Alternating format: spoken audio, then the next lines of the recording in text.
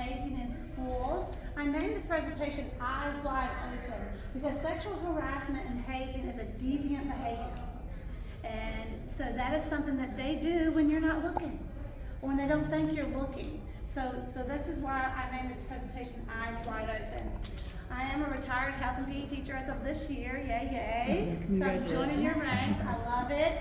I coached for 30 plus years. I started at Pembroke State University coaching age group swimming, and then I just rolled right into coaching. I became an AD for 11 years, mostly at a middle school, high school. We were 6 through 12.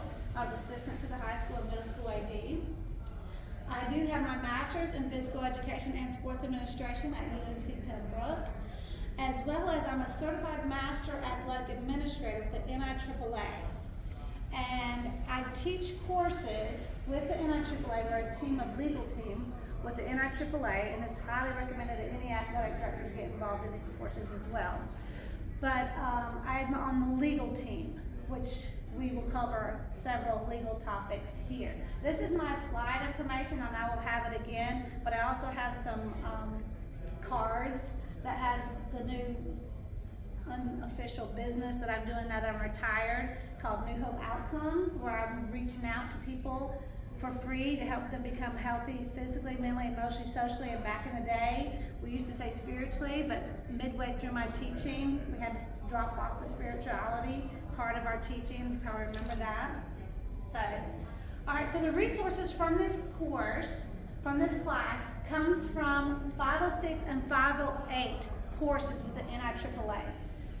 Dr. Lee Green, we just lost him this past January or February, I think. He was a law professor and an author and taught at the college level, but he helped write these legal books with the NIAAA about sexual harassment and hazing. This workshop is not a substitute for legal advice. If you are involved or feel like you are getting involved in a situation, seek legal advice immediately. Go to your school's Title IX person, go to your school's Title IX person, or your county should have, each facility should have a Title IX person. I happen to be the Title IX person when I was at Spring Creek Middle School, High School, for the entire school. All right, why do we need to talk about sexual harassment? There's lawsuits on sexual harassment and hazing. People are a suing society. I'm going to sue you. You want to have a respectable program. You also want to prevent a hostile environment. And we all know that a hostile environment is unwanted words and unwanted actions in a situation that are of a sexual nature. And also you want to have a positive experience with your athletes and your students as well. So there are several cases that I'm going to go over with you that are happening right now. Now there are some in North Carolina, but I did not touch that. That's too close to home. But you can easily research it, Google it, and see that there are current cases going on right now in North Carolina because of the choices that people are making. In Colorado, a Fort Collins school teacher from Lincoln Middle is facing sexual assault charges. In Hawaii, Honolulu police arrested a 13-year-old after a video was made of him harassing another 13-year-old. Turned out that they were in a special needs class in the same classroom. So these are happening today. These are currently on the books to be in court. In New Jersey, a teacher at Freehold Intermediate School was arrested in late June of 2024. She was accused of sending 25,000 text messages to a student. Another teacher saw her touching the boy's leg and flirting with him. So the prosecutor said that she was obsessed with this boy. Okay, so these things are happening. In Texas, a male teacher was accused of inappropriate sexual contact because what he did, it turned out that it was a grandfather that bought his grandson condoms so that and got a hotel room for him to watch his girlfriend and him have sex. Okay, so this is floor dropping, but this is real. This is real.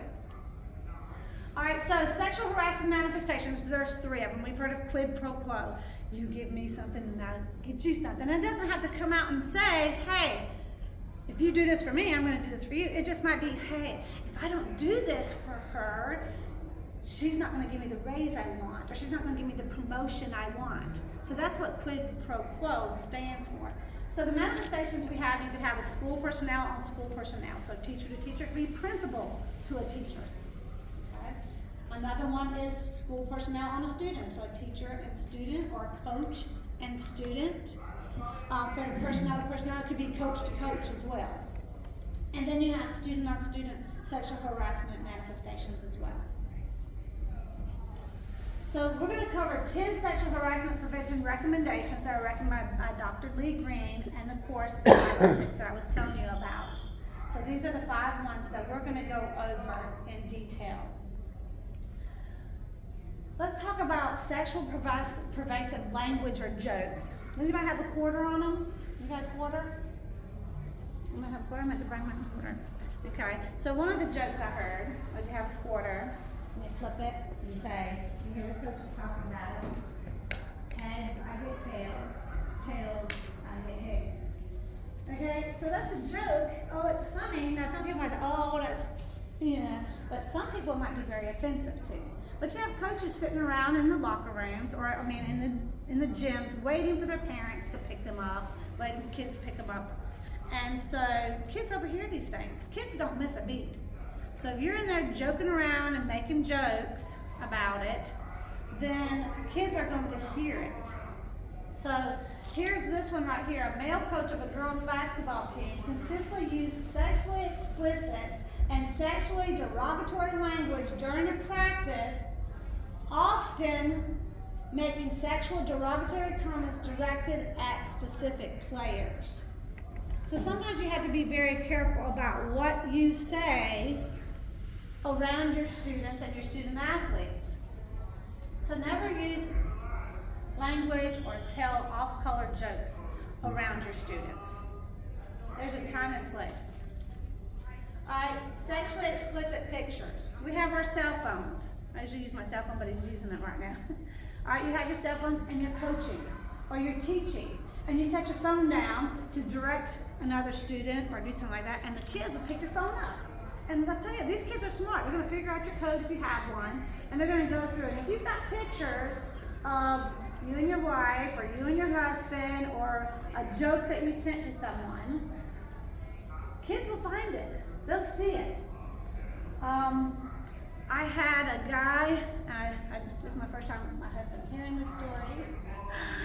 But I had a guy at a coach's clinic, thought it would be funny to send me a picture that says, how do you like my shoes? And there's a picture of a penis there.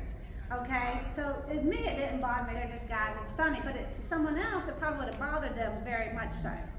Okay, my daughter had a roommate at Pembroke, that he sent a picture of himself to her, and it was her roommate's boyfriend. Okay, so she told him, if you ever do this again, I'm gonna report it. Okay, and so he didn't do it again, you know. So, but that's a sexual harassment right there. Even if you think it's a joke, it's a sexual harassment. Here's a male coach of a girls' softball team. He affixed pictures of nude girls in the women's locker room and told his players, I want you to be like her. You need to work out. This is your goal, is to be like them. Naked pictures of women in the girls' locker room. This is true. They're not making this stuff up. You can't make this stuff up. All right, personal conversations. They recommend that you avoid engaging in personal conversations with a student online, in face-to-face, on the phone. You should never have any personal conversations. How do you contact your players? How do you contact your players? Even though you're male and male. We just have a group message. The group messages. Okay, so you're not messaging one-on-one. We have group messages. Okay, so group messages is how you should do it. Sometimes if you need to talk to one player, include a parent or your assistant coach, and with you, do not reach out to a player by themselves. Here's a female coach. It's not just males that are doing this sexual harassment. A female coach of a girls' field hockey team reportedly had intimate one-on-one discussions with various team members regarding problems she was having in her personal life. And then she'd ask them about their personal life and about their sex lives. Okay? You're their coach. You're their teacher. You're not there to talk to them about their personal love life and their personal sex life. That's where you go to send them to the guidance counselor, or send them back to their parents, or send them to your health teacher that might be a little bit more versed on something that could be more personal than something that just a conversation. You're their coach, you're their teacher, not anybody that is specifics. Okay, there was a teacher, she was a great history teacher at one of the schools I was at, it was a high school, and she even did the professional development sessions and everything that she had before school, and next time I knew she was gone. It's like, what in the world, what happened to her? Well, she decided that she was going to share with her class a personal conversation about her love life, and it turned out that the town manager's son was in her class. So you just got to be really careful on using that conversations. All right, personal letters, gifts. I don't know what kind of money that this coach had, but he bought the girl a diamond pendant and lingerie. So they say avoid sending excessively personal letters, cards, gifts, or email messages to students. Okay. Even nowadays, it doesn't have to be a male and a female. So if it's a male basketball coach coaching females, it could be a male coach coaching males because they'll turn on you. Okay? They'll interpret it, well, he really was wanting to get with me, you know, even though he's got a wife, you know, I think he's gay, you know, and they'll turn it, or she hops the fence, she likes girls too, you know. So you got to be careful. If you buy something for one player, make sure you buy it for all players. I'm real big on the 5 Love Languages by Gary Chapman. And kids like gifts. But if you're going to give a gift, give all of them a gift. Give all of them a letter. Give them all the words of encouragement. But never, ever just one player. So this guy, tennis coach engaged one of his players in personal conversation, gave her cards with personal messages and personal gifts. You know, yeah, that's a no-no. All right, picture day. How many of you remember picture day at school? Kids dress up real nice. Oh man, you look so nice. You look really good on, you know, it's picture day. You're just trying to make the kids feel good about themselves. Well, next thing you know it, Coach Morris just told Tommy that's on her track team that he looks really nice and I think she wants to go out with him. And then it goes to the next person and says, Coach Morris just told Tommy that he looked really nice and they're going to go on a date. Then it goes to the next person, oh, Coach Morris just told Tommy that he looked really nice and now they're on a date and they had sex. You know, and then it skyrockets. So you have to be careful what you say and how you say it. So now I just say stuff like, you clean up good, don't break the camera. You know, so that gave them their attention and I gave them a compliment. So I was able to do that, but I'm not telling them you look good. So we got to be careful on how we talk to our coworkers as well. I had a coach friend and actually was assistant coach in softball, and he's so kind and so sweet, and he hugs and he gives you compliments, and it didn't faze me one bit. He knew my husband and he joked around and everything else, but one lady made him very uncomfortable, and she went and told the principal, and he said, I just got in trouble. I don't, you know, because the dog told her she looked good and she was sexy, and you got to be careful on how you say it. You might be joking or you might be just trying to lift their spirit, because the lady he said it, to be honest with you, was not very attractive. He was just trying to make her feel nice, you know, but you cannot say that. You just can't. So this male football coach said, you look really sexy in that outfit. And then a male athletic trainer made non-medical comments to a girl's legs and breasts and butt. You know, you just can't make comments. You know, they can come back on you. So these are really happening. So be careful on picture day. They're still out there. All right, physical touch, and I'm really big, like I said, about the 5 Love Languages in Gary Chapman. How many of you have heard that book? Okay, good. All right, so I learned that book when I went to Sylvia Hatchell. Y'all know her, right? The women's basketball coach for UNC. Yeah, Carolina. She said, before I tell you any skills, before I tell you any drills, you need to get this book. And I went straight to the bookstore and got it. And one of them is touch. So sometimes kids need to feel that touch, feel that love, but it can't be to the point where you're saying, all right, this is how you box out, and you're sticking their butt out up on them, or you're grabbing them, turning them in places where this is how you wig. Now stick your bottom out, now hold it down here, bend your knees. This is how you box out. You can't touch players. You just can't. Best thing to do is to keep that personal space. Keep your personal space and keep their personal space. And I had to coach golf one year, and the golf coach I did FCA, Fellowship of Christian Athletes, at my school, and he came to me. He was my helper. He'd have cook breakfast for us and do stuff, and he pulled me aside. He said, Coach, I just left the principal's office. I said, what's up?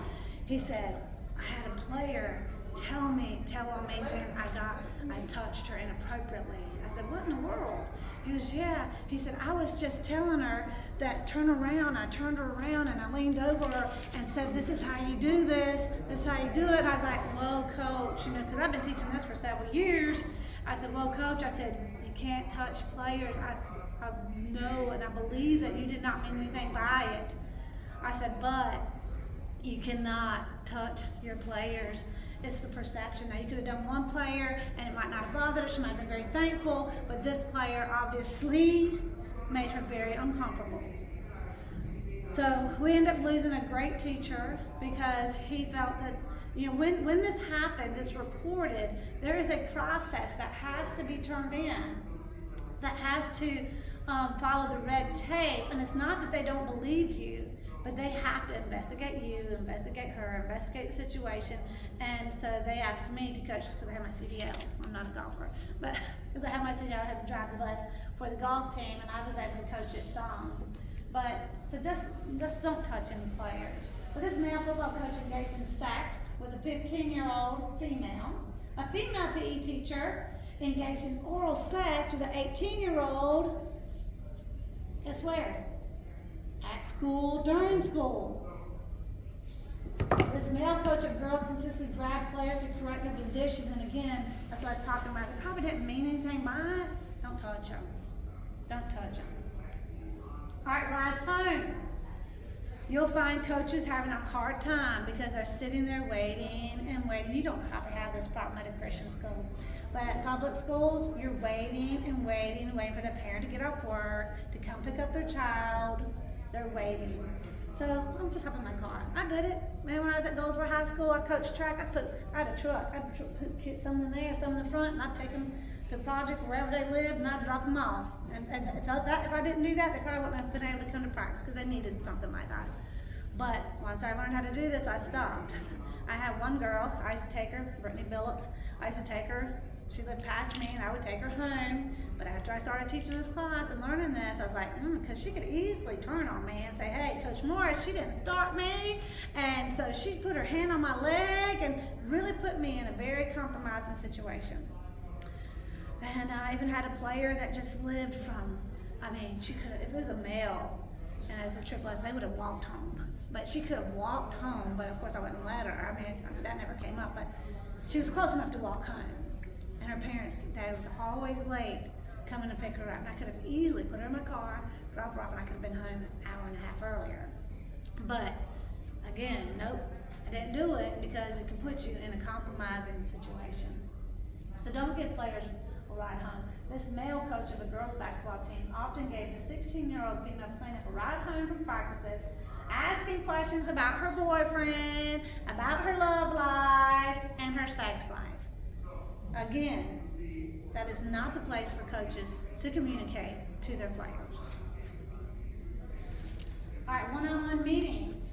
Avoid off-school property one-on-one meetings alone with students, especially in the student's home or adult. There's a series going on Hulu about this teacher that was having a relationship with her students. I hadn't got the nerve up to watch it because I probably would get sick. But there's some show that's on, some movie going on about that.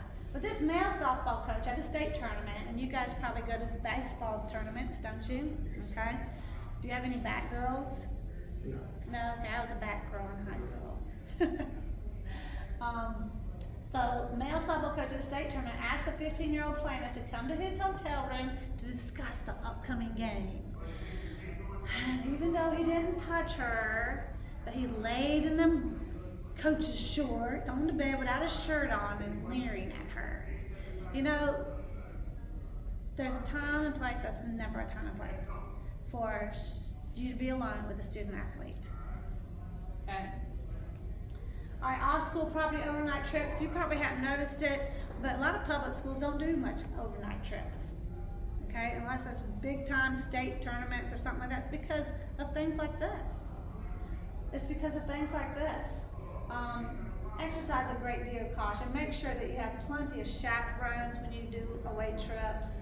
This male swim coach at an unchaperoned, out-of-town tournament asked the 17-year-old female plaintiff to come to his room, and he proceeded to serve her alcohol and come on her. What are they thinking? It's hard to imagine what they're thinking. Okay? So are they doing this in the wide open? No, that's why we say our eyes wide open. We have to see this as preventers. Dating students. We had a tennis coach at one before I got to that school, that found out that he had married one of his students. So they were suspicious at the time that he was dating one of his tennis players. Yeah, and they ended up getting married. So I don't know if they're still together. Probably, I don't know. But never date students under any circumstances. They're just, it's just, they're kids. They're kids. They're kids. So this male baseball coach flirted around with a 17-year-old female athlete, went on one date, and they had a makeout session. The next day, do you think that it was just between him and her? No, nowadays, back in the day, it might have been just her close-knit friends. But what did she do? I just got up with Coach Smith. I just made out with Coach Smith. I don't think he caught getting up no more today. I just made out with Coach Smith. I just made out with him. And they're going to tell it. Okay? A male football coach dated an 18-year-old cheerleader, but the relationship ended in 4 months. All right, so sexual harassment policy. Most North Carolina school employees have to sit through a sexual harassment session. Okay, do you guys have to do that? Do you probably have to do it at your private school? You have to sit in it. I'm sure Carmen did it every year, and you just, sometimes you hit tap, tap, tap, tap, tap, tap, and done it. But sometimes you have to go sit in the session before school starts, on your teacher work days, and you have to sit there and listen to the principal talk about this is the sexual harassment policy, this is what you need to do. Well, what about your non-faculty coaches? You have coaches at your school that don't work at your school? What kind of sexual harassment policy have they gone through? Do you have volunteers at your school? Have they gone through anything? Sexual harassment policy? Alright, so do you know your Title IX person for your school? And you're not in the county, right? So it's just a school, so you gotta have a Title IX person. Well, I wrote down here, find out who your Title IX person is. There you go. And for your situation, it's probably your principal. And started. Yes, yes. So, did you know who your Title IX person when you were in school? No.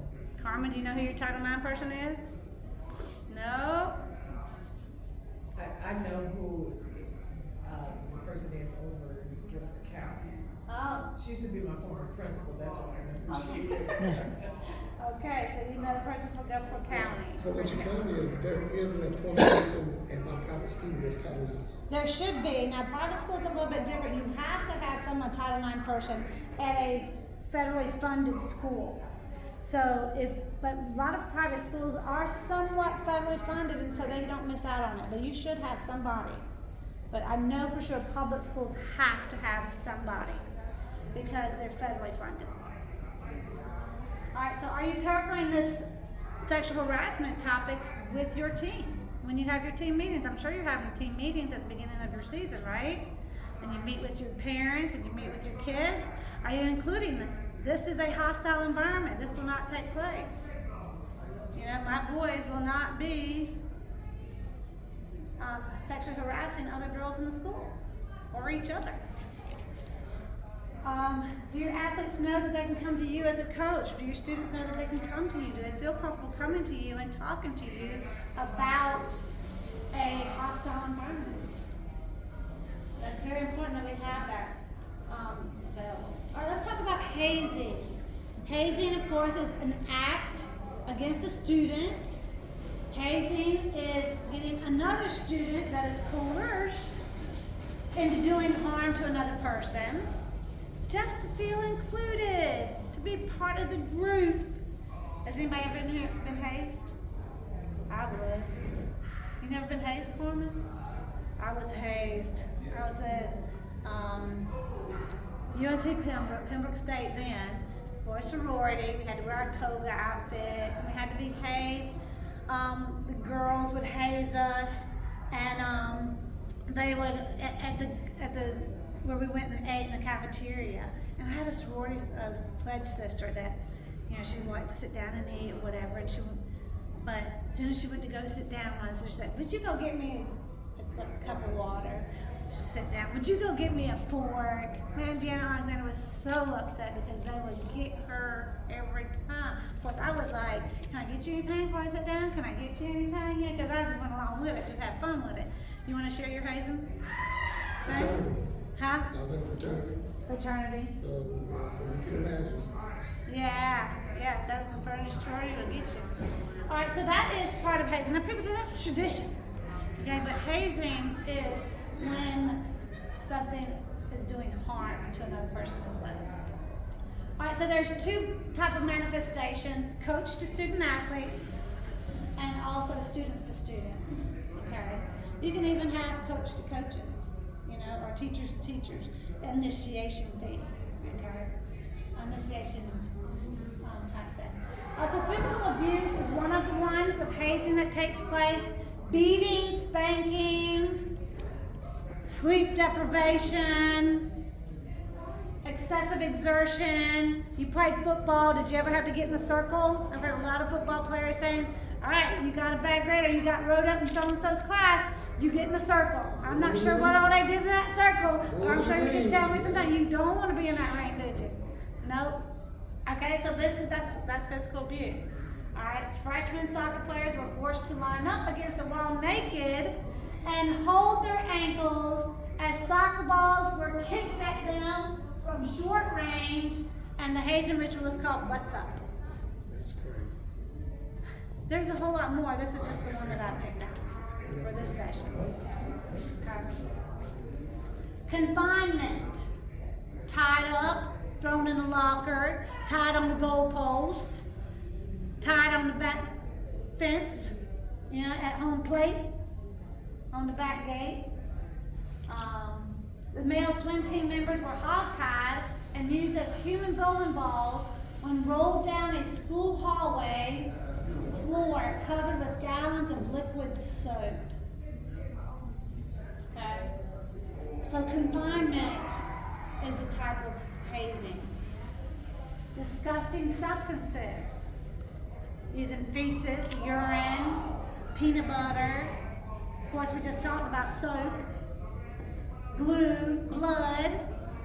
Here, this situation. Freshman football players had toothpaste smeared on their genitals and buttocks by other freshmen who were forced to do so as part of a hazing tradition. Okay?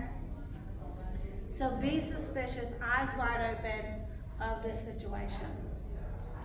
Alcohol consumption is a big one. Underage drinking, getting them drunk. Alcohol poisoning cases came up. Football underclassmen were forced to drink hard liquor, then they were taken naked to the goalpost. There's the tape in confinement on the high school football field. Are these kids going to do this when you know about it? No. You're going to have to put your little ears out there and get your little tattletales out there. That's what you have to do in the locker room. You can't be in the locker room 24/7. Okay? So you need to be in there and really see with somebody else's eyes and ears. Okay? These female soccer players were forced to play night game of soccer on school's practice fields while wearing their bras and panties. Okay? Again, you're probably not going to be there, but you're going to have to go, again, eyes and ears. Of course, nowadays, you have bras and panties that pretty much look like running gear. You know, you got the spandex thing, so they might get away with it a little bit nowadays, but that's still not cool. Football players were forced to play twister naked. Those that didn't were beaten and sodomized with bottles. Sodomy is really big on these hazing. A lot of sodomy on what we use in our class for situation court cases. So there's 5 athletic patterns of hazing. Number 1 is illegal acts. They might have stealing. Now you gotta go steal something. You know, you're a little freshman. And fighting. These softball team members were required to shoplift as part of a scavenger hunt. We did scavenger hunt, but I don't ever remember we having to steal anything. Humiliation rituals, like my friend Deanna, she was always being humiliated. I felt that she was. And they didn't mean it to be ugly. They were just going through the thing of it, the hazing of it. But you have individuals singled out from a group. I used to do this, okay? I did it to my freshman volleyball players. My freshman volleyball players always had to carry the ball court and the balls to away games. I did it until I took this class and understood. So then this game is freshmen, this game is sophomores, this game is juniors, this game is seniors, and then these are sweeping the floor on this day. And so we kind of had to do a rotation chart of our duties. Okay? So you make sure you do that rotation chart because you cannot single out just a certain group. Alright, the third one is sexual acts. Another pattern of hazing is sexual acts, doing simulations or performance of sexual acts, and using sex toys is included. Doesn't have to be just sex toys. So these wrestlers were forced to practice a technique called dinking. And with this dinking, it's where the wrestler had took a finger and jammed it up into another wrestler's rectum, sodomy that we talked about, upperclassmen, and guess who else? What does it say? And the coach watched as character building day. Character building day. Alright, number 4, sexual battery, sexual assault and battery to victims. Baseball players were sodomized with broom handles. Away from school hazing, again, like I said, a lot of schools are getting away from doing anything because of crap like this. They just, no, just stay here. Principals, superintendents, no. You go to the game and come right back. They can even go home sometimes. Okay, so the football camp, underclassmen were forced to sit in a tub of urine, and those that refused to do so were paddled and beaten and locked outside nude. What would you do in a situation you hear about that? What would you do? First, I have to process it. I mean, because some of the stuff that you're saying, I'm not believing that it's happened. Yeah. I guess I've been in my school for 19 years. It's a private Christian school, so I've never had a fight in our school. Never had a fight at all. Haven't been one. So to look at some of the stuff and now I'm having to think about. I gotta act differently.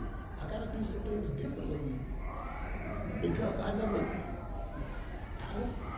think like that. Yeah. I don't think. We don't think like that. You understand what I'm saying? I don't think Yeah. like that. So now I'm right now processing how I gotta go to school Monday and think differently. Yeah. So my sister went to a Christian college. She said they were worse kids doing stuff deviantly than other schools. I mean, that was just her take on it when she went. That was a long time ago. But she said sometimes Christian schools, them kids I'm are just deviant. I'm just saying inside the building. You know Yeah, what I'm saying? yeah, inside the building, yeah. It's just. Yeah, they're more deviant, and sneaky, and, I mean, I'm not trying to sit, you know, No, I get it. yeah, I get it. they can be sneaky too. Just because their mom and daddy put that money out for a Christian school, they can be mischievous as well. So what can we do? So this just goes right on what you're saying. What can we do? We need to cover it in our preseason meetings. We need to define hazing and sexual harassment in our meetings. Now it got to the point when I started taking these classes that it started coming out into the public school system, and we had to put it in our team rules. Hazing and what was the consequences. So that was in our team rules. Put hazing and prevention of sexual harassment in your team rules. Have them sign it. Do you have parents sign at the Christian school? Parents sign, kids sign their team rules. This is what's expected of you. All right. Explain the procedure of how to report a possible incident. And this is probably where you come out too with your session. Like really teach those kids and say, if this is happening to you, this is what you need to do. You need to report it to me or to your guidance counselor, a trusted teacher, or this is your title number. So everybody wants to hear it in school first by teacher and coach versus the superintendent calling and saying, hey, we just got a phone call. You know, so let them know the chain of command on how to do this. All right. Explain the policies for hazing and sexual harassment. So we want to know these policies for it. There's hot spots in your school. So sometimes the hot spots was under the chairs or under the stairs. There's hot spots. Put cameras up there, or that's where you have your teachers stand in those hot spots to where you know a boy's not in there molesting a girl under this chair, under the stairs. So make sure you know where your hot spots are in your facility. All right, teach sexual harassment is serious and against the law, as well as hazing. At some point when you're doing the illegal acts and the sodomizing, the sexual assault, those are all against the law. Okay? Set and respect boundaries and take allegations seriously. We've heard all that case about the Michigan athletic trainer that touched these girls for many years, and they were reported, but people didn't take it seriously because he was this great athletic trainer. So several cases that you've heard on the news where people are not taking it seriously. Place cameras in possible hot spots. So you might not have enough staff, place cameras there. Include rules and consequences for hazing. I had a hazing situation when I was assistant athletic director at a school, and a freshman came and talked, his parents went and talked to the principal and talked to us about how he was beat on the bus, on the back of the bus at his first away game. And I talked to the coach and he goes, well, they did that to me when I was coaching, when I went to school here, and because he was a graduate for the school and was coaching for the school now. I was like, just because that's what happened does not mean that's right. You got to go make it right. You're going to have to go, and thank goodness it didn't go to the legal action. He took care of it by punishing the students that offended the freshmen, and so we were able to handle it in-house. Thank goodness it didn't go up to the top. And that's sometimes where the right to go. They're going to go right to the superintendent. All right, so educate your staff on alternative team building ideas. What are some team building ideas you think people could do in the classroom? Role plays. Role playing. What are some team building things? I'm sure you did. You coach volleyball and track. You did some kind of team building things. I'm a volleyball and track person too. Are you really? Yeah, mostly. I've coached lots of things, but volleyball's my main. I had a volleyball club and everything. I did too. Okay. And I started the volleyball club in Davie Camp. Yeah. Oh gosh. We would have days where we had a couple of times usually during a season where we would go and do something else together. Just to get out of that environment and be with each other. Go watch a movie together or something. Yeah. I did one time. One of my favorite ones I did was I got 2 tents. I had JV and varsity, and they had to build 3-man tent and see which one could do it the fastest, and they had to put it together and put from scratch. Love it. So that was a good team building. What kind of team building things do you do with your team? We just, a lot of things we do. We go play bowling. We bowl a lot. Trying to, they're very competitive, so we just do a lot of different things of competing on that level. We go bowling. We go do paintball. Oh, do yeah. those kind of things. So we do a lot of those things, but those guys are so competitive. I have to limit those things because they compete so hard. They Right. get after each other too much. So those just. But now. I'm gonna have to rethink some of the things I'm doing. Yeah, I did too. I coached track. I was telling some people outside. I coached track, and most of us, I had more kids on my track team at Spring Creek High School than the football team had on their team. So I mean, that's still. And I used to say, "Quit running! You're running like a wuss. Get your butt going." You know, it's like, and that's about. I taught for 31 years. I can name 3 times that I said bad words. And one was when I got stung by a bee. It wasn't in front of a whole group. I was like, oh, shit. Yeah. But so it wasn't. I never. I was very blessed on being able to watch my mouth. But so I felt I probably shouldn't be saying that. But then when I took this class and I started teaching this class, I was like, oh, I can't say that no more. That's very putting basically calling them a pussy. So it's inappropriate.